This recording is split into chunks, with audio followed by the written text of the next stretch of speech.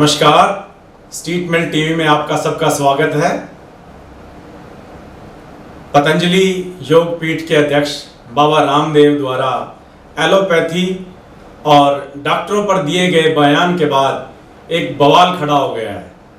पूरे देश में और विश्व में इस बात की चर्चा शुरू हो गई है कि एलोपैथी सही है या गलत है। बाबा रामदेव जी ने जो सवाल उठाए हैं उनका क्या मायने हैं? क्या ये विषय से भटकाने का प्रयास है या वास्तव में इस विवाद के उठने के बाद आयुर्वेदिक का महत्व बढ़ेगा और एलोपैथी को लेकर सवाल उठेंगे? इन सभी विषयों पर आज हमारे साथ बात करने के लिए हमारे साथ मौजूद हैं बार एसोसिएशन के पूर्व प्रधान रहे देवीलाल जी एडवोकेट, IMA के पूर्व प्रधान रहे डॉक्टर पवन मेहता जी और पतंजलि के मंडल प्रधान रहे माननीय मदन गोपाल आर्य जी।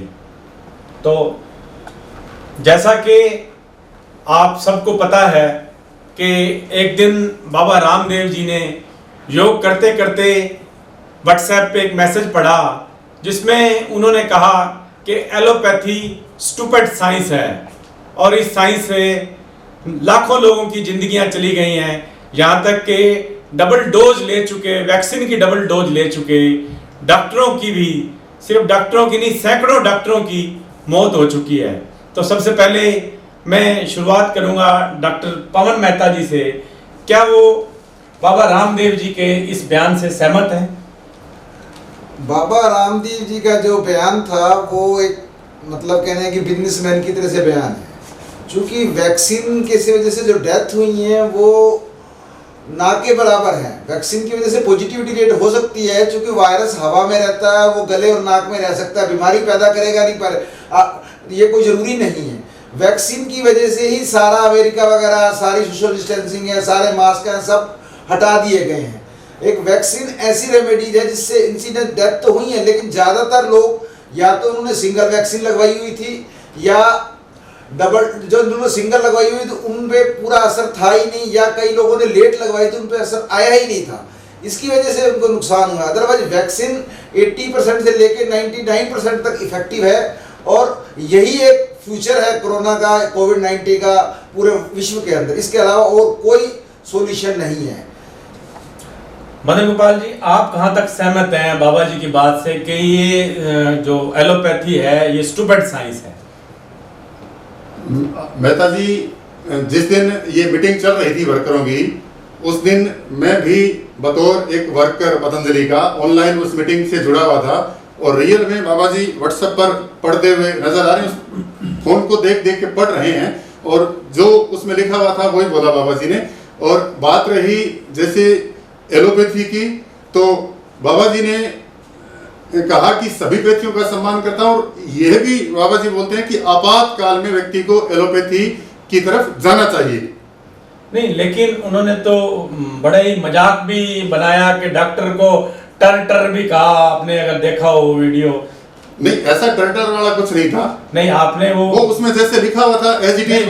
उसके बाद की बात है, उन्होंने वो तो पढ़ा। हाँ जी। क्या आपको लगता है कि वो वास्तव में कोई मैसेज था ऐसा? रियल में मैसेज था मेहता जी। आप सहमत हैं कि कोई ऐसा मैसेज रहा होगा देवीलाल जी?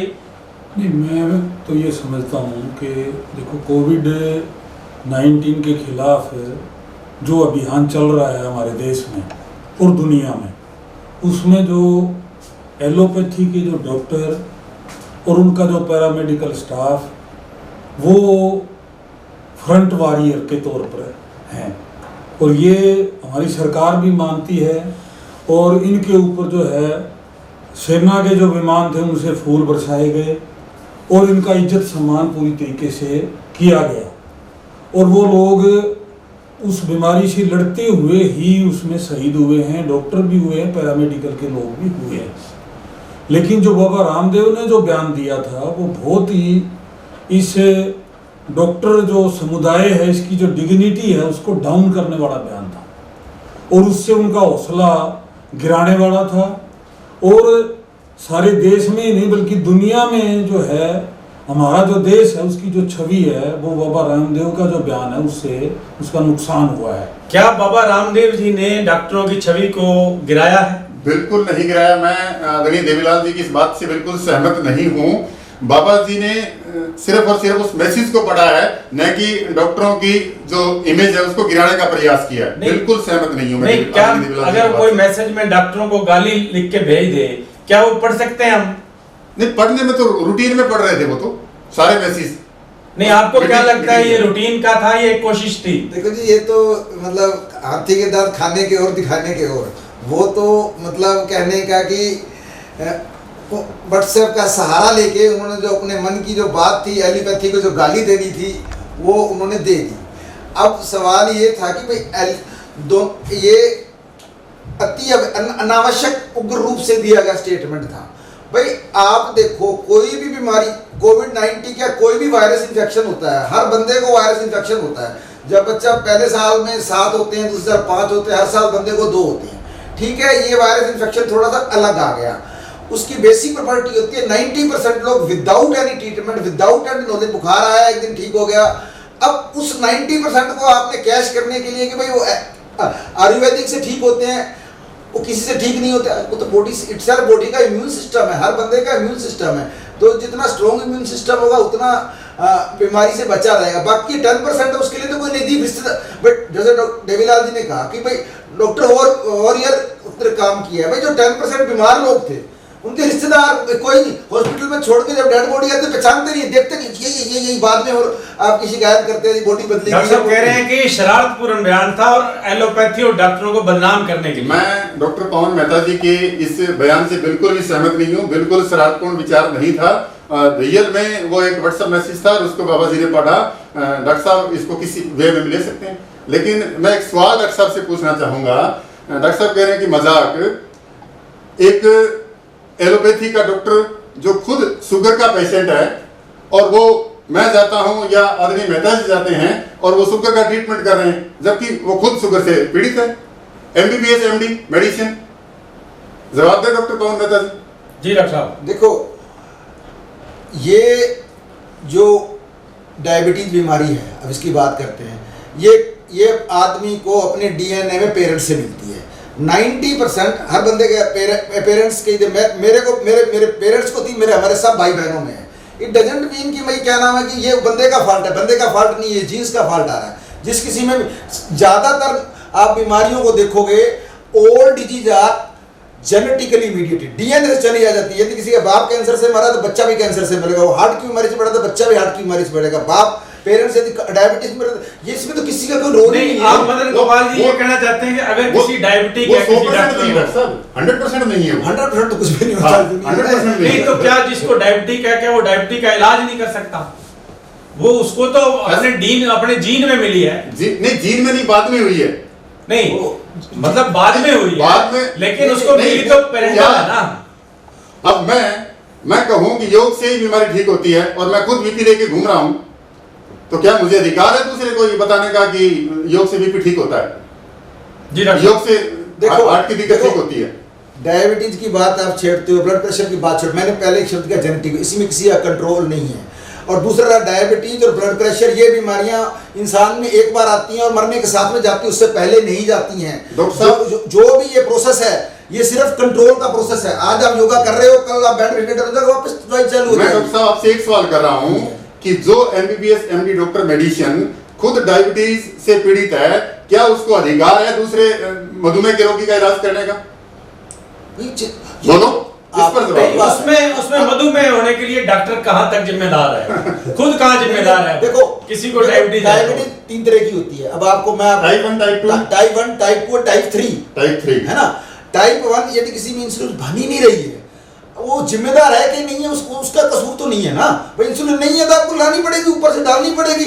अब ये कि उसका इलाज नहीं करने का मतलब, ये तो कोई बात ही नहीं है। बंदा वो भी 1000 बंदों को जिंदगी दे सकता है, बचा सकता है, लाइफ बचा सकता है, उसका क्या कसूर है कि भाई वो इलाज नहीं कर सकता? समझ में नहीं आई ये बात, क्या नाम है।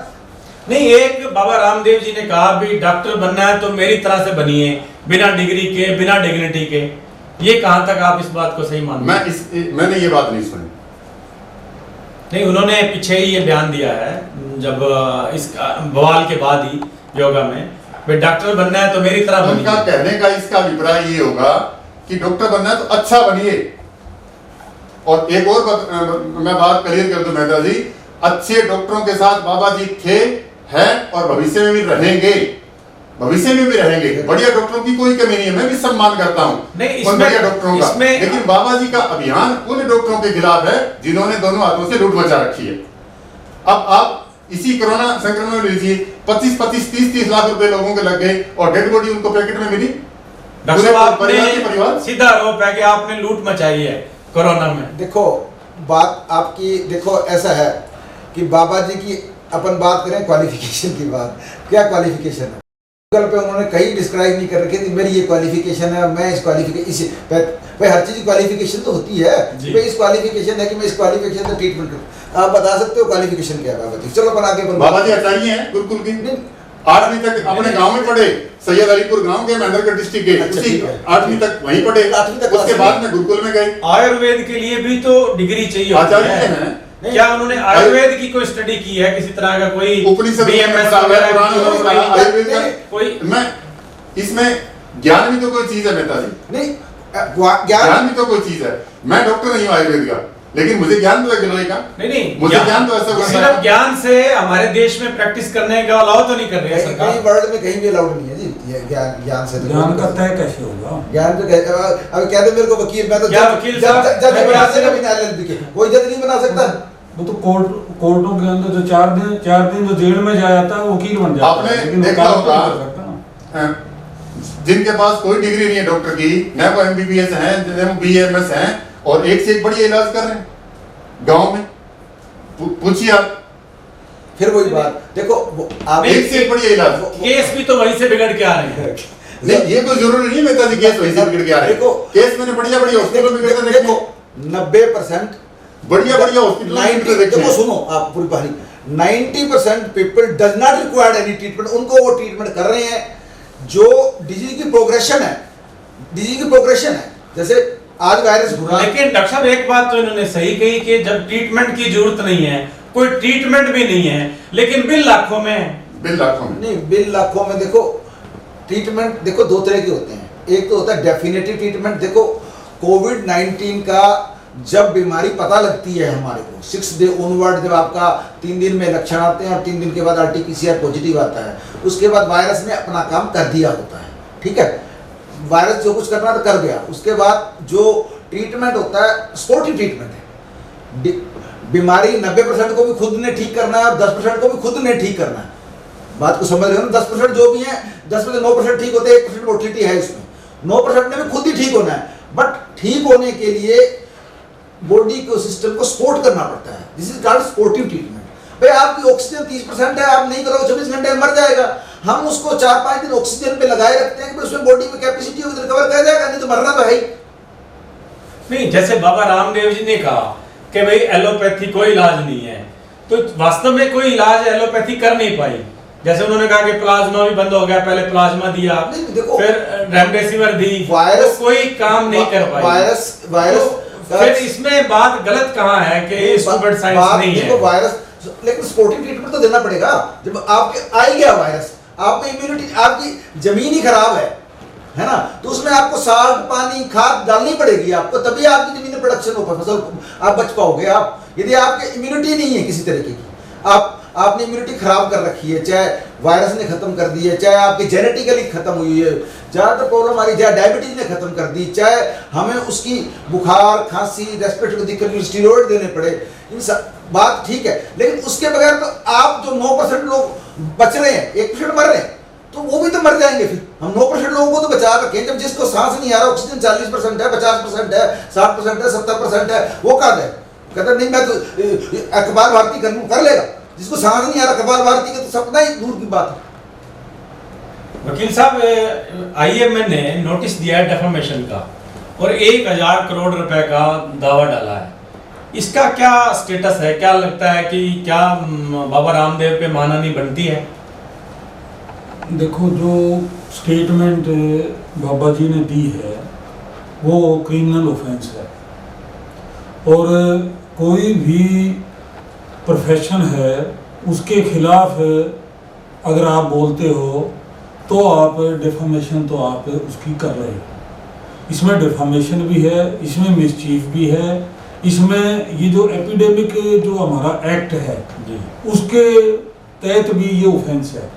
188 के जो मुकदमे हैं वो रोज पुलिस बनाती है, तो लेकिन इसमें जो ये जो अफवाहें फैलाई है वैक्सीन को लेके भी बाबा जी ने कहा कि भी वैक्सीन बाबा जी ने कहा कि 2 वैक्सीन लगाने के बावजूद डॉक्टर मरे हैं। तो ये बिल्कुल ही गलत बात है। एलोपैथी में जो वैक्सीन ही बचाव है, वैक्सीन ही आज के दिन कोविड-19 में एकमात्र गारंटी है बचने की। और दुनिया में जहां वैक्सीन लगाई है ज्यादा से ज्यादा लोगों को, उन्होंने जो है वहां ओपन कर दिया। सारा अमेरिका में वकील साहब कह रहे हैं कि ये क्रिमिनल ऑफेंस है, क्रिमिनल ऑफेंस बनता है भाई, इनके ऊपर अपराध बनता है, मुकदमा दर्ज होना चाहिए। बाबा जी ने डॉक्टरों का मान सम्मान घटाने की बात कहीं भी नहीं कही। बार बार बाबा जी ये कहते हैं कि मेरा सिर्फ और सिर्फ इन ड्रग माफियाओं के खिलाफ आंदोलन है जिन्होंने लूट मचा रखी है। मैं आज भी अच्छे डॉक्टरों का सम्मान करता हूं, मैं आज भी पैरामेडिकल्स के अच्छे स्टाफ उनका सम्मान करता हूं, आज भी मैं IMA के जो बढ़िया टॉप क्वालिटी के डॉक्टर हैं उनका मैं सम्मान करता हूं। ये बात रही वैक्सीन की, वो कैसे तय करेंगे कि ये बढ़िया है या घटिया है? बात रही वैक्सीन की, बाबा जी ने वैक्सीन के लिए कभी मना नहीं किया। मैं खुद वैक्सीन लगवा के बैठा हूं 13 अप्रैल को। नहीं, बाबा जी ने साफ पहली डोज लगवा के बैठा हूं, वैक्सीन लगाने के बाद भी डॉक्टर मर रहे हैं। पहली डोज मैं लगवा के बैठा हूं, वैक्सीन लगवा के, इलाज वही है, लगा के तो सभी बैठे हैं। इलाज है इसलिए लगा के। वैक्सीन लगवाने के बाद भी अगर डॉक्टर की मौत हो रही है या और किसी व्यक्ति की मौत हो रही है, इसका मतलब वैक्सीन में दम नहीं है। क्या माने आप? भाई आपका यही मानना है कि वैक्सीन में दम नहीं है? नहीं, मैं ये नहीं कह रहा कि वैक्सीन में दम नहीं है। आपका जैसा बाबा जी का संकेत है वैसा आपका है, वैक्सीन में कोई कमी है। मैं खुद लगवा के बैठा हूं वैक्सीन। इनका भी और बाबा जी का भी संकेत है कि वैक्सीन में कोई कमी है कि लगवाने के बावजूद भी लोग मर रहे हैं। समझने की कमी है, लेवल ऑफ IQ समझने की कमी है। वैक्सीन कम क्यों बनी, किस लिए उनको हुआ? भाई जब आप प्रोसेस क्या है वायरस का, अपन शुरू से चलते हैं। वैक्सीन क्या है, आप डिजीज की शुरू से बात करते हैं। वायरस आपकी बॉडी में एंटर करता है, हवा में वायरस है, उसने नाक में ठिकाना बना दिया, गले में। जो RT-PCR करते हैं हम, हवा नाक से लेते हैं और गले से लेते हैं, उसके बाद उसको टेस्ट करते हैं। उसको तो कोई रोक नहीं सकता, चाहे आपने वैक्सीन लगवाई है चाहे नहीं लगवाई है। जैसे बच्चों का इशू आता है कि बच्चों ने, अब बच्चों में एक खबर थी, 2 साल अखबार में खबर थी 300 बच्चों का पॉजिटिव आ गया RT-PCR। अरे भाई RT-PCR तो पॉजिटिव आ गया, जो वायरस है उसकी सेल में ठिकाना ही को नहीं बैठने का, जो वायरस एंट्री नहीं कर सकता, बीमारी नहीं पैदा कर सकता। खाली RT-PCR पॉजिटिव आने से ये है कि आपके गले में नाक के आप दूसरों को दे जरूर सकते हो, but you are totally safe. Vaccine लगने के बाद ये है कि बॉडी में इम्यूनिटी 80% तो बन ही रही है। हम 100% तो क्लेम तब भी नहीं कर रहे, लेकिन 20% जो कर रहे हैं क्लेम, 80% आर टोटली सेफ, उनको कुछ नहीं हो रहा। 20% जो हो रहा है वो भी severe disease to mild to moderate disease है। ऑलमोस्ट 99% लोग बच रहे हैं, सिर्फ 1 या 2%। आप डाटा, अमेरिका की एक स्टडी हुई जिसमें 70 मिलियन लोग, 7.7 करोड़ लोगों को ये स्टडी करी उनकी, सिर्फ वैक्सीनेटेड लोग थे, सिर्फ जिनकी दोनों डोज लगी हुई, तो जिनका एंटीबॉडी लेवल अच्छा खासा बना हुआ था 2 डोज के बाद, प्रॉपर टाइम के बाद। जैसे भाई आज लगी, 4 हफ्ते के बाद लगी, जो टोटल एंटीबॉडी, जो बॉडी की protective efficacy start from the 8 week onward, वो विंडो पीरियड में है ना। अब आप आज आपने वैक्सीन लगाई, 2 दिन बाद उसको कोविड हो गया, तो वैक्सीन का बेचारा क्या गाली देने। लेकिन बाबा जी तो कह रहे हैं कि गिलोय आप पियो, गिलोय से ही नहीं होगा। गिलोय से पी के तो सारी दुनिया ही पी रही है, गिलोय तो कौन नहीं पी रहा जी। गिलोय के बारे में मैं आपको बताना चाहूंगा एग्जांपल कि CPR PCR उसको क्या बोलते हैं, रिपोर्ट होती है जो 80 28 पे जाती है, 56 पे जाती है, RT-PCR। उसमें कल परसों की बात है, भट्टू से नीतू नाम से राजपूतों का लड़का है कि सर मेरी मैडम को जो 28 का लेवल हो गया था उस PCR का, 28 का लेवल, और सिर्फ गिलोय का काढ़ा पीने से ठीक है, सिर्फ और सिर्फ गिलोय का काढ़ा पीने से। देखो वही बात आ गई ना, 90% ने तो कुछ ना करो तो भी ठीक हो, उसी को कैश करा रहे बाबा जी, सीधी सी बात ये है। नहीं, उसी को केस नहीं करवा रहे, कैश ही कर रहे हैं। और क्या भाई, हम आप 10 बंदों को हो जाए, अब एक फैमिली में साहब, मेरे पास पता नहीं कितने पॉजिटिव आए हैं बंदे, कोरोना पॉजिटिव। और कितनों के बीच में मैं रहा हूं मुझे पता ही नहीं, क्योंकि मैं बाहर तकरीबन बाहर आना जाना रहता है। नहीं, इनका ये मानना है आईएमए का भी डॉक्टर साहब ने अपनी दवाइयां बेचने के लिए प्रोपेगेंडा किया है। ऐसा कुछ नहीं है, बिल्कुल भी नहीं है, बिल्कुल भी। मैं इसको सिरे से नकारता हूं, इस बात को बिल्कुल भी एजेंडा नहीं है। देखो जी, कोरोनिल का प्रोडक्शन कोस्ट 7 रुपए है और मार्केट सेल प्राइस 400 रुपीज है। 7,000 गुना प्रॉफिट है। आप गिलोय का देख लो, चाहे आवरा जूस का देख लो, आवरा बायोलॉजिकल टीका जो स्पॉन्डिलाइटिस में लगता है उसकी कीमत 50 रुपए और 25 हजार रुपए ले रहे हो आप। 25 हजार रुपए और उसकी कीमत 50 रुपए बायोलॉजिकल टीके की जो स्पॉन्डिलाइटिस में लगता है। जी डॉक्टर साहब, 25,000 2 रुपए वाला पत्ता 20 रुपए बिक रहा है। 2 रुपए और एक और 2 रुपए वाले 20 पत्ते में तो 2 रुपए वाला 20 रुपए में आप दोनों गलत काम कर रहे हैं। नहीं, आप आयुर्वेद वाले भी गलत कर रहे हैं और आप भी गलत कर रहे हैं। ना 7 रुपए दोनों लोग हमें लूट रहे हैं। ना ऐसा नहीं है। नहीं, ऐसा ही है। 7 रुपए की ऐसा ही है। कुछ नहीं ये 2 रुपए वाला पत्ता 20 में बेच रहे हैं, आप जो है 7 रुपए वाला 4 रुपए।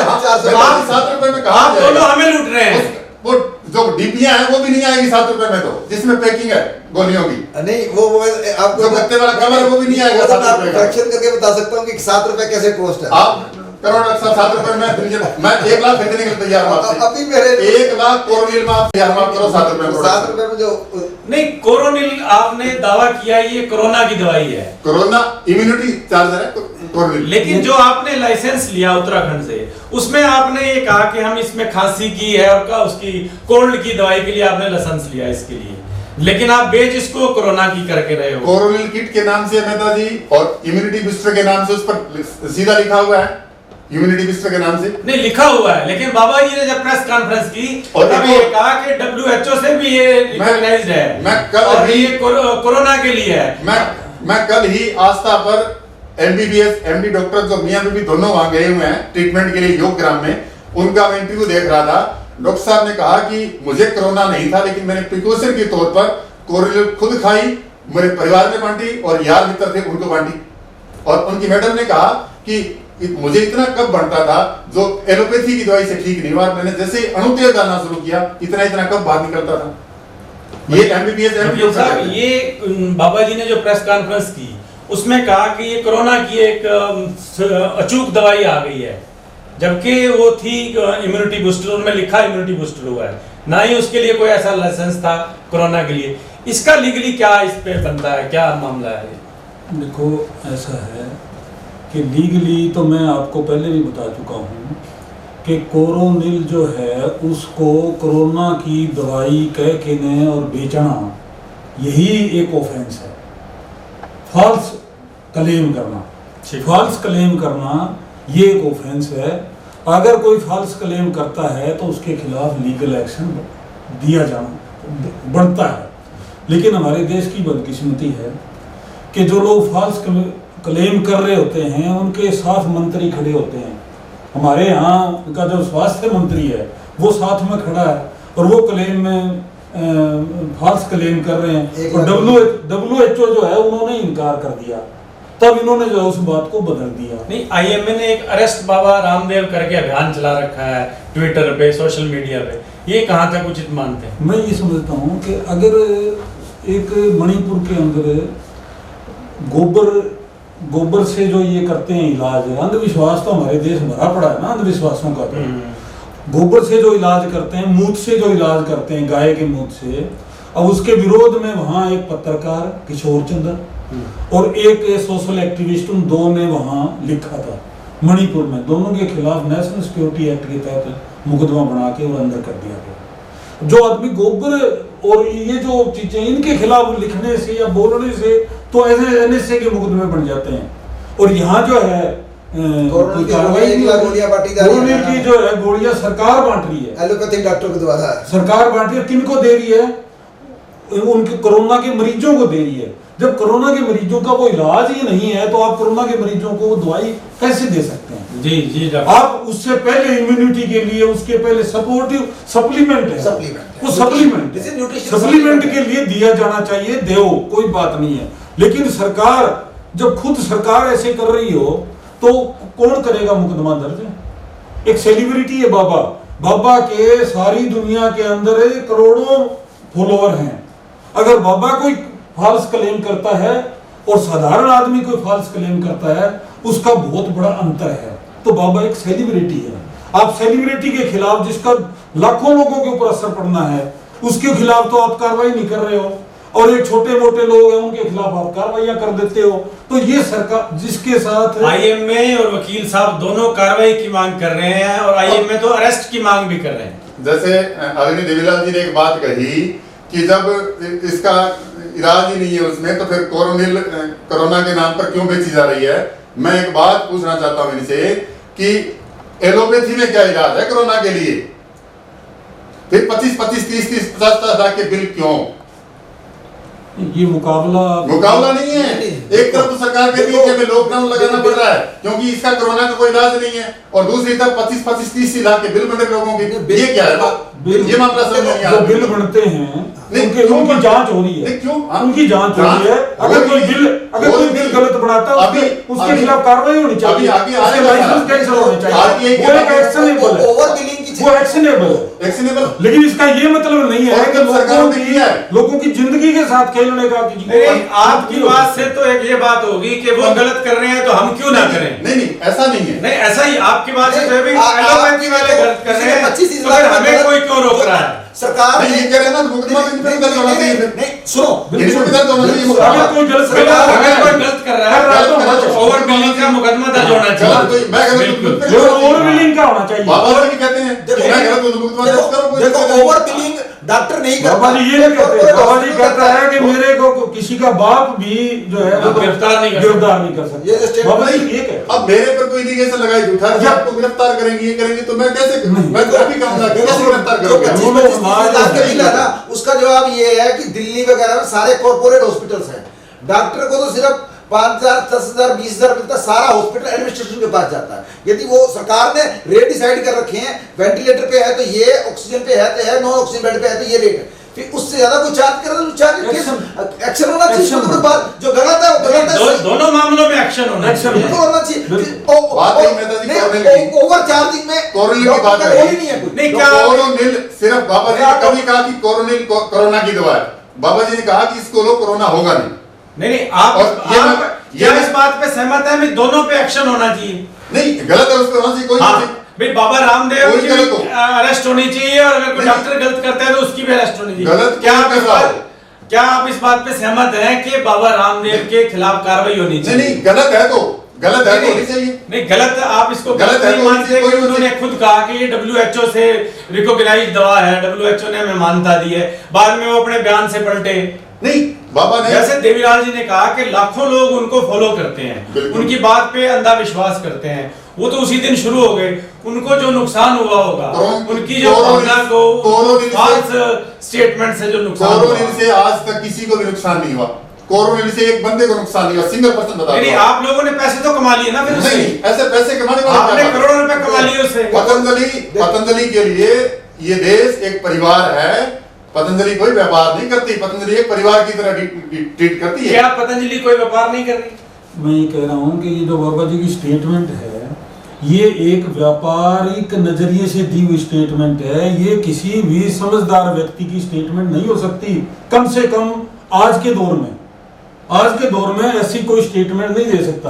लेकिन इसके अंदर जो है कोरोनिल की जो दवाई है उसको बेचने के लिए, और जो एलोपैथी की जो पैथी है उसको डिफेम करके और अपनी जो दुकान है उसको जमाने के लिए, और ये जो सेवा की जो बात है, देखो सेवा की जो बात है, वो सेवा अगर करनी होती है तो उसके लिए डॉक्टरों को टर करने की जरूरत नहीं है। अब पता नहीं आर्य साहब ने वो देखी नहीं, और सारी दुनिया ने देखी है कि वो जिसके अंदर वो जो है डॉक्टर को डॉक्टर करके बुला रहे हैं, इससे बड़ी और बदनामी और बेइज्जती किसी ने क्या। जैसे वकील साहब ने कहा कि ये बिजनेस है, दुकान जमाने के लिए, ऐसा कुछ नहीं है। यदि ऐसा होता कोरोना में हर कोई बंदा सेवा कर रहा है, कोई रोटी पहुंचा रहा है, कोई ऑक्सीजन के सिलेंडर पका, तो इनको भी यदि कोरोना फायदा था, कोरोना फ्री में बांटनी चाहिए थी। अगर मेहता जी को ध्यान है, आदरणीय देवीलाल जी को ध्यान है, तो 25,000 करोड़ रुपए दिए। किस चीज? 25 करोड़ रुपए प्रधानमंत्री राहत कोष में 25 करोड़ रुपए पतंजलि। पिछली बार कोरोनिल थी नहीं।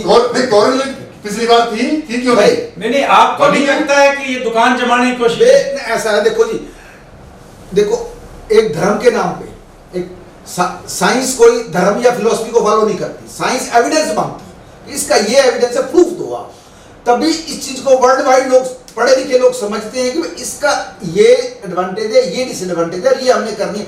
बिना प्रूफ के साइंस, यहाँ धर्म और फिलोसफी, धर्म का इस्तेमाल किया जा रहा है। भैया गोमूत्र पी लो, नहीं तो गाय मर जाएगी, गाय तो लोग मार देंगे। ये बात तो है। एलोपैथी में कोई दवा आती है तो ट्रायल होता है उसका, फर्स्ट सेकंड थर्ड, बहुत सारे पहले पशुओं पे, जानवरों पे, फिर आदमी पे, फिर जाके कई सालों बाद वो दवाई बाजार में 10 साल से पहले।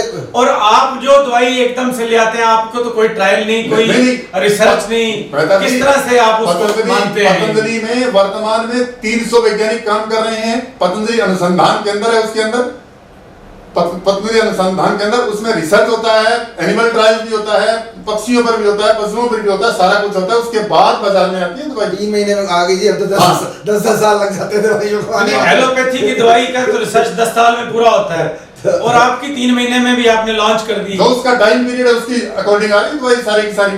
बिल्कुल 300 साइंटिस्ट काम कर रहे हैं। साइड इफेक्ट 6 महीने बाद भी आ सकता है, साल भी आ सकता है, 2 साल बाद भी आ लाखों सकता है। करोड़ रुपए तो सैलरी है 300 साइंटिस्ट पूरे पतंजलि नहीं, अनुसंधान। आप जो ये बात कर रहे हैं कि एक बिजनेस है, बाबा रामदेव जी लाला जी हो गए हैं, वो इनके हिसाब से बिजनेस होगा ना, लेकिन बिजनेस बिल्कुल भी नहीं है। बिजनेस तो फिर झंडू का भी है, डाबर का भी है, और कंपनियों का भी है, वो तो और भी ज्यादा वो- नेस्ले का भी है, हिंदुस्तान लीवर का भी है, वो तो कभी अपने आप को, अमेज़न का भी है। वो अपने आप को बाबा तो नहीं कहते ना, वो तो कहते हैं कि हम बिजनेसमैन हैं। मैं कहूँ, मुझे मेहता जी एक बिजनेसमैन के रूप में लगते हैं, मुझे मेहता जी एक पत्रकार के रूप में लगते हैं। वो अलग अलग थिंकिंग है सबकी। नहीं, वो तो अपने आप को बिजनेसमैन कहते हैं, झंडू वाले, डाबर वाले, वो तो कह रहे हैं कि हमारा बिजनेस है, लेकिन आप तो अपने आप को बिजनेसमैन नहीं कहते, आप तो आचार्य कह रहे हो अपने आप को। बाबा जी बिल्कुल बिजनेसमैन नहीं है। पूरे देश में देखो आप, जगह जगह योग का डंका बज रहा है, जो भारतीय संस्कृति का एक अभिन्न अंग रहा है योग पूरे विश्व में। आज बच्चा बच्चा कपालभाति और अनुलोम विलोम करता है। और मैं डॉक्टर मेहता जी के संज्ञान में लाऊंगा कि डॉक्टर गुलेरिया जी एम्स के जो बहुत बड़े डॉक्टर हैं, डायरेक्टर है वहां के, उन्होंने खुद कहा कि अनुलोम विलोम करिए। क्यों आप सीटी स्कैन और बार बार उसके पीछे पड़े हो, टेस्टिंग के पीछे? नहीं, योग की तो कोई बुराई नहीं कर रहा है, योग की कोई बुराई इसमें कोई शक नहीं कि बाबा जी ने योग को पूरी दुनिया में फैलाया है। योग तो बहुत पहले था, लेकिन बाबा जी ने जिस तरीके से उसका प्रचार किया है, उसके लिए तो पूरी दुनिया उनकी आभारी है, इसमें कोई शक नहीं है। सवाल तो ये बात रही बिजनेस की जी, घर में एलोवेरा आपके है, घर में आंवला आपके है, घिया आपके घर में है। बाबा जी खुद थोड़ी देने आते हैं कि मेरा घिया का जूस खरीदो, मेरा एलोवेरा का जूस खरीदो, मेरा आंवला का जूस खरीदो। बाबा जी खुद थोड़ी बांट के आए कोरोनिल, लोगों को पसंद आई, लोगों को बढ़िया लगा, जब लोगों ने खरीदी। नहीं, पसंद आने के लिए तो ये बिल्कुल नहीं। हिंदुस्तान में चलानी होना से कंट्रोवर्सी पैदा नहीं। अब कोरोना पूरी दुनिया को पता लग गया। डॉक्टर साहब कहते हैं कि जानबूझ के कंट्रोवर्सी पैदा की गई है ताकि कोरोनिल का लोगों को पता लग जाए, क्योंकि इस तरह से कोई दवाई बाजार में है और आपके करोड़ों अरबों रुपए बन गए कंट्रोवर्सी से।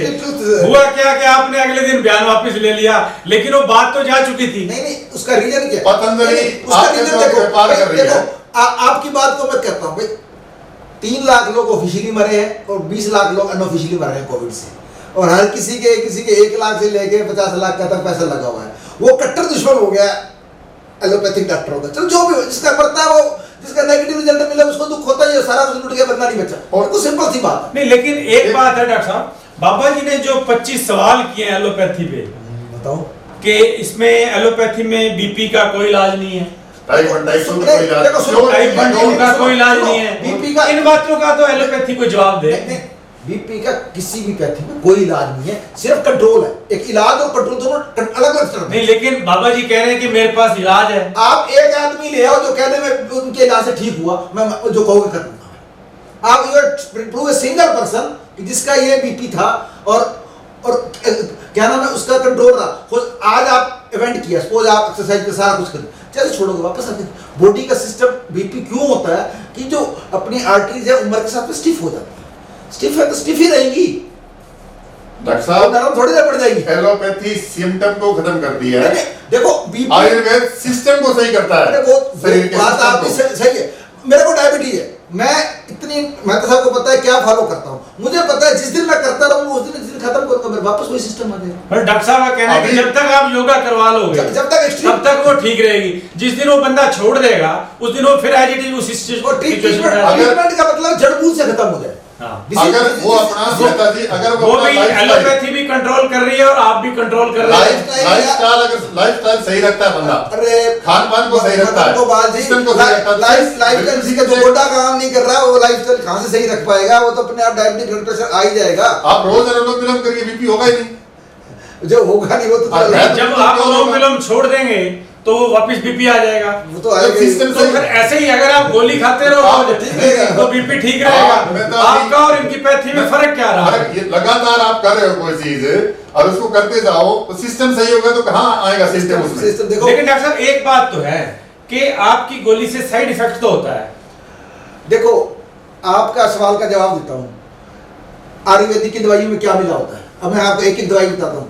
सुना था भस्म, mercury, lead, arsenic, all are the way to the kidney and other parts. अब हम आपसे कहते हैं दालचीनी खा लो, आप एक्स्ट्रा दालचीनी खा तो आपका लीवर खराब हो जाएगा। एक्स्ट्रा पानी पी लो तो भी खराब हो जाएगा। बिल्कुल बिल्कुल। तो अच्छा एक्स्ट्रा क्या अच्छा मतलब है? बाकी जितनी भी मेडिसिन है, गिलोय, what is giloy? Steroids, totally steroids, जिसको हम स्टेरॉइड को दिन रात गालियां करते हैं, उसका कंपोजिशन पढ़ो, आप उसकी बॉटनिकल स्टडी पढ़ो, बॉटनिकल सब्जेक्ट क्या है, सेम कंपोजिशन है। किसी समय तो दवाइयां थी वो पेड़ पौधों से बनती थी। नेचुरल स्प्रेड है डॉक्टर साहब, नेचुरल। हाँ वो आप मानते हो कि गिलाय भी है, गिलाय भी स्ट्राइड है। नहीं, लहसुन में भी है। लहसुन में क्या है? नेचुरल स्प्रेड नहीं है लहसुन में। लहसुन में नहीं है क्या? नहीं तो अब लेकिन एलोपैथी वाला कबाड़ है। आप मरकरी, लेड, आर्सेनिक, मैं कहता हूँ मेरी लाइफ में सौ के साथ बैठता हूँ, कम से कम 100 में से 50 ने ये देसी दवाइयां लिया और किडनियां खराब हो गई। बिल्कुल नहीं डॉक्टर साहब, एक भी बाबा जी कह रहे हैं ना तो कोलेस्ट्रॉल ठीक कर पा रही है एलोपैथी, ना कब्ज ठीक कर पा रही। इस तरह की लाइफस्टाइल से जुड़ी हुई जितनी बीमारियां हैं, तो लाइफस्टाइल भाई मेरे को सारी दिक्कत, मेरा लाइफस्टाइल ठीक है, ठीक होगी। जिसका लाइफस्टाइल खराब होगा डॉक्टर साहब ने एक बात कही कि मेरे पास 50 ऐसे एग्जांपल हैं जिनको गिलोय से ही हुआ। अति किसी भी चीज की बीमारी होती है। आपको एक गिलास पानी की प्यास है और आप 10 गिलास पी लेंगे तो आपको दिक्कत हो जाएगी। मतलब Kumar ji I agreed with you. ऐसा ही मेडिसिन के साथ में यदि आप गोली को सालों साल लेते रहो, रोज दर्द हुआ लो गोली लो, तो किडनी तो खराब होनी ही होनी है। और यदि आप साल कभी कभार 1 से वाइल आप एक गोली ले ली, उससे कुछ नहीं होता। डॉक्टर साहब मुट्ठी भर भर के गोली ले रहे हैं लोग, फिर भी नींद नहीं आ रही रात को। और अनुलोम विलोम 2 मिनट करो, पानी पियो, नाक में गाय का घी डालो, सरसों का तेल डालो, झटके से नींद आती है। जी बिल्कुल साहब आप बताओ। मैं ऐसा है जी, मैं ये कह रहा हूँ कि जो देखो आयुर्वेद कोई बाबा जी की तैयार की हुई नहीं है। ऋषियों की है आयुर्वेद पुराना, चरक पुरानी हमारी सुश्रुत उनकी है, चरक और वो जो पुराना इतिहास है। इसी तरह हमारा ये योग है, योग भी हमारा पुराना इतिहास है।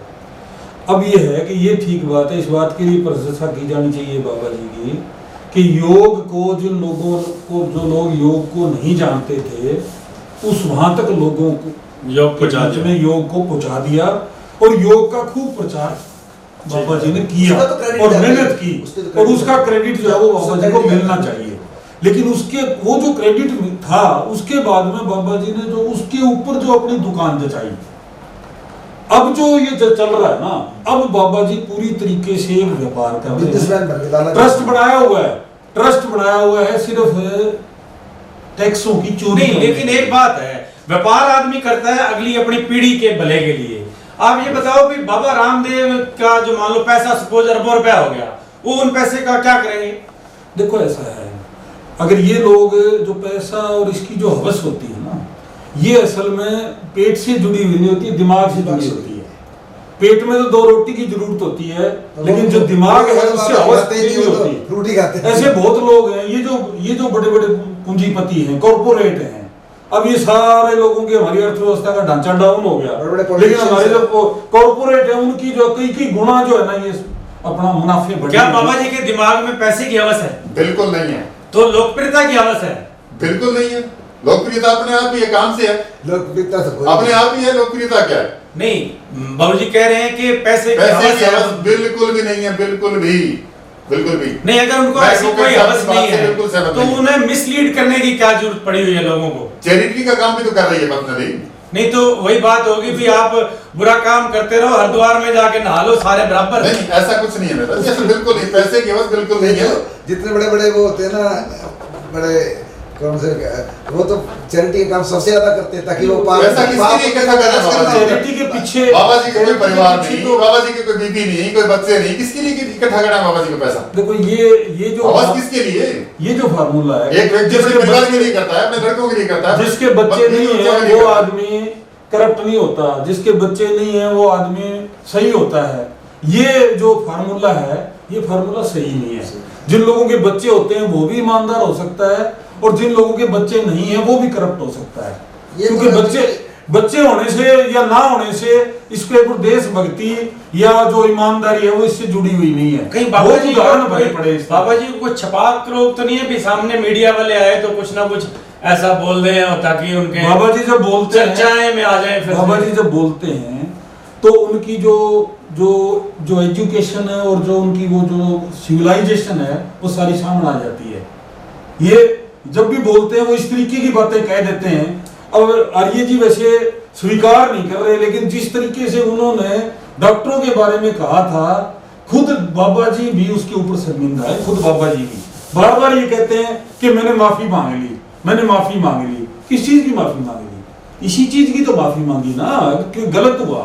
लेकिन गलत करने के बाद में अगले दिन मेरे को बताया किसी ने कि जो ज्योतिष है उसके खिलाफ इस तरीके से बाबा जो है ना बोल रहे। वकील साहब ने तो बाबा जी के सिविलाइजेशन पे, संस्कारों पे सवाल उठाया। बिल्कुल नहीं, मैं वकील साहब की बात से बिल्कुल सहमत नहीं हूँ। बाबा जी बार बार ये कहते हैं कि मैं डॉक्टरों का, जो अच्छे डॉक्टर हैं उनका आप भी सम्मान करता हूँ। मेरा एक और एक मिशन ड्रग माफियाओं के खिलाफ है, चाहे वो बुरा माने चाहे अच्छा माने। देखो 90% लोग हर कम्युनिटी में ठीक होते हैं।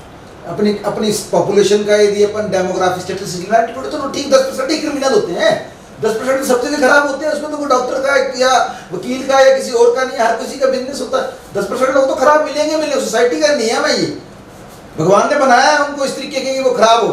नहीं क्या आपको लगता है? आप देख लेते उस दिन आपने डिबेट देखी होगी, इनके जो महासचिव हैं आईएमए के, राष्ट्रीय स्तर के महासचिव हैं डॉक्टर लेले जी, कितने उत्तेजित हो रहे थे और बाबा जी हंस हंस के शांत स्वभाव से जवाब दे रहे थे। और कोरोनिल का बोर्ड लगा रखा था। ना कोरोनिल तो मैंने भी सुना था ये, उन्होंने कोरोनिल का बोर्ड लगा रखा था। आज तक वालों ने उसको इजाजत दे रखी थी कि आप अपनी कोरोनिल को बेचो। नहीं कोरोनिल तो अगर मेहता जी आज आपको यहाँ ये इजाजत दें कि आप कोरोनिल की लगा लो बोर्ड, इसका मतलब आप अपना लगाओ, क्या दिक्कत है? ये दिक्कत मेहता जी को दिक्कत होनी चाहिए। हाँ। क्योंकि ये जो मंच है, ये मंच बिजनेस को प्रमोट करने का नहीं है। यहाँ हमें जो चर्चा कर रहे हैं वो जनता में हमारी बात जानी चाहिए कि सच्चाई क्या है, गलत क्या है, ठीक क्या है। एडवोकेट साहब, मैंने कोई दवाई बनाई, अगर मेरी दवाई में गुण है तो अपने आप आ जाएंगे लेने के लिए। मैं हाँ। देंगे तो नहीं घूमूंगा ना, तो जरूरत नहीं। बाबा जी थोड़ा लेके कहाँ घूम रहे हैं? बाबा जी को कोरोनिल की मुझे जरूरत है, कोरोनिल की आपको जरूरत है, कोरोनिल की मेहता जी को जरूरत है, खुद जा रहे हैं हम कोरोनिल लेने के लिए, और एक भी आदमी कोरोनिल से मरा नहीं। मैं ये नहीं कह रहा। क्या आप मानते हैं कि आयुर्वेद जो है एलोपैथी का संपूर्ण विकल्प है? दोनों पैथियां अपने अपनी जगह सम्मानित हैं, अपनी अपनी जगह। इमरजेंसी में वो सब बिल्कुल बढ़िया। इमरजेंसी में एलोपैथी जैसी कोई चीज नहीं, कहीं इमरजेंसी होती इस वजह से हो कि आदमी टाइम पे एक्सीडेंट हो गया आदमी का, आयुर्वेद पे डिपेंड रहता हो उसमें और वो होती है। इमरजेंसी में जा बचाते हो आयुर्वेद वाले। ऑपरेशन करना उसमें एलोपैथी टोप में है। नहीं, वो ऑपरेशन तक पहुंचा क्यों? ऐसा तो नहीं है कि आयुर्वेद ले लेके ऑपरेशन की पोजीशन पे पहुंच गया। अगर वो समय से मैंने तो एक भी नहीं देखा, मैं सुना कि आयुर्वेद खा के व्यक्ति एलोपैथी की संग में या ऑपरेशन करवाने की नौबत उसको आई। दूसरी बात, मैं डॉक्टर साहब से एक सवाल करता हूं, किसी के नाक में मांस पड़ा हुआ है, आपकी पैथी में सिर्फ ऑपरेशन है, और मैंने बिना ऑपरेशन के इलाज किया 15 दिन में, बिना ऑपरेशन, योग और सिर्फ सटकर्म से, सिर्फ 20 रुपए से, और आपके इसमें 10,000 रुपए का खर्चा है। 10,000 रुपए का खर्चा। मेरे पास प्रत्येक एग्जाम्पल है। महिमा गोयल, भट्टू की लड़की, डॉक्टर ऑफ सुहास गोयल, नाक में मांस पड़ा हुआ, डॉक्टरों ने कहा ऑपरेशन होगा, एलर्जी होती है, एलर्जी आपकी टाइम से कपाल बाती सब करती, इतना मांस टपकता था उसके नाक से, इतना कचरा निकला होगा। ठीक है, एलर्जी का ट्रीटमेंट कर लो, तुम्हारी अपने 5 रुपए की रबड़ देती और 15 रुपए के नेती के लोटे से ठीक हो गई वो। आपकी पैथी में 20,000 रुपए 10,000 रुपए का खर्च है उसका, नाक में मांस पड़ा उसका, और दोबारा होगा और जब हमने ट्रीटमेंट किया षटक्रम और योग से बिल्कुल नहीं, और 3 साल से बिल्कुल स्वस्थ है। मैं आपको फोन नंबर देता हूँ, बात करिए आप मुझसे। हम तो देखो ऐसे ही देखो पुरानी साइंस, देखो यदि इस साइंस को प्रपोर्ट करना था तो पुराने जमाने में जो भी हमारे जो गुरु थे उन्होंने वहीं कभी दफन लेके, पतंजलि परिवार सभी पैथियों का सम्मान करता है, चाहे वो यूनानी है, चाहे वो सिद्धा है, चाहे वो होम्योपैथी है, चाहे वो आयुर्वेद है, चाहे वो एलोपैथी है, और जो गांव में अपने हिसाब से इलाज कर रहा है उसका भी सम्मान करती है। पतंजलि किसका अपमान नहीं करना चाहती। सिर्फ और सिर्फ पतंजलि की लड़ाई ड्रग माफियाओं के खिलाफ है, वो है और रहेगी। आप भी अपनी लास्ट बात खत्म करें जो इस विषय पे है। लास्ट बात देखो, जो मेडिकल एलोपैथी है ये कोई फिलोसफी और धर्म नहीं है, ये एक साइंस है जिसका हर चीज का प्रूवन फैक्ट होते हैं। आप देख सकते हो कि अमेरिका में स्टडी हुई, इंडिया में स्टडी हुई, ऑस्ट्रेलिया में स्टडी हुई, यहाँ स्टडी हुई। अब ये था कि भाई 90% लोग वायरस की बीमारी के डेम सेल्फ बॉडी क्योर करती है, चाहे वो आयुर्वेदिक करे या नहीं करे। उसका क्रेडिट कोई लेना चाहे और दूसरे को गाली दे के लेना चाहे, ये कतई स्वीकार्य नहीं है। 10% लोग दैट रियली नीड ट्रीटमेंट, उनमें ये है कि स्पोर्टिव ट्रीटमेंट होता है, जिनको जो बॉडी को रिकवरी में जो टाइम चाहिए है ना, कोई तो 2 दिन में रिकवर हो जाता है, कोई 7 दिन में रिकवर हो, तो 15 दिन में रिकवर हो जाता है। 99% लोग रिकवर हो जाते हैं और 1% लोग होते हैं जिनकी बॉडी इस लायक नहीं होती, ओल्ड एज है और कोई प्रॉब्लम्स हैं और मल्टी कॉर्पोरेट है, उनका रिकवरी नहीं करते। अल्टीमेटली एलोपैथी का जो डिजीज के जिनको वास्तव में डिजीज है दैट रिक्वायर्ड, इसको अपन इमरजेंसी कहते हैं, हॉस्पिटल में सिर्फ इमरजेंसी में आ जाता है। अदरवाइज कोई मरीज नहीं जाता हॉस्पिटल, जाके कोई राजी नहीं है। लॉकडाउन में सब कुछ बंद है, सारे घर लेके ट्रीटमेंट खुद ही लेते। वकील साहब आप अपनी बात। मैं ये समझता हूँ कि जो बाबा जी ने जो स्टेटमेंट एलोपैथी के बारे में दी, वो माफ़ी मांग लेने से वो ऑफेंस खत्म नहीं होता। अगर उनके खिलाफ अगर एक्शन, लीगल एक्शन लिया जाना चाहिए, क्रिमिनल एक्ट है। अगर लीगल एक्शन नहीं लिया जाएगा तो इससे यही बात साबित होगी कि बाबा जो है वो सरकार के साथ है और सरकार को पैसा देता है और सरकार के दम के ऊपर अपना बिजनेस फैला रहा है। अगर उनके खिलाफ कार्रवाई नहीं होती तो मैं ये मानता हूँ। आज हमने बड़ी अच्छी चर्चा करी। जो बाबा रामदेव जी ने जो विषय उठाया उससे एक बवाल मचा। इसमें कोई शक नहीं कि बाबा रामदेव जी ने योग को पूरी दुनिया में फैलाया। उस योग से लाखों लोगों को लाभ पहुंचा। बड़ी बड़ी बीमारियां जो एलोपैथी में ठीक नहीं हो रही थी, जो लाइफस्टाइल से जुड़ी हुई थी, उनका इलाज बड़े सस्ते में सिर्फ अपने शरीर की मेहनत से उन्होंने ठीक कर दिखाया। लेकिन जिस तरह से उन्होंने एलोपैथी पे और डॉक्टरों पे जो बयान दिया उसकी कभी भी सराहना नहीं की जा सकती। वो उनके वचन, हम कहें कि वचन उनके पूर्णतः गलत थे। उन्होंने वचन अपने वापस ले लिए हैं, ये बड़ी अच्छी बात है, लेकिन फिर भी उनको आगे से संभल कर चलना चाहिए। ऐसा नहीं कि कैमरे के सामने आते ही वो भावनाओं में बह जाते हैं। मुझे ऐसा लगता है कि वो हमेशा एलोपैथी, कभी भी एलोपैथी और आयुर्वेद साथ साथ तो चल सकते हैं, लेकिन अभी इतना ही आयुर्वेदिक इतना डेवलप नहीं हुआ है कि वो एलोपैथी का विकल्प बन सके। हमें दोनों पैथियों का सम्मान करते हुए बराबर साथ चलना होगा। आज के लिए बस इतना ही। नमस्कार।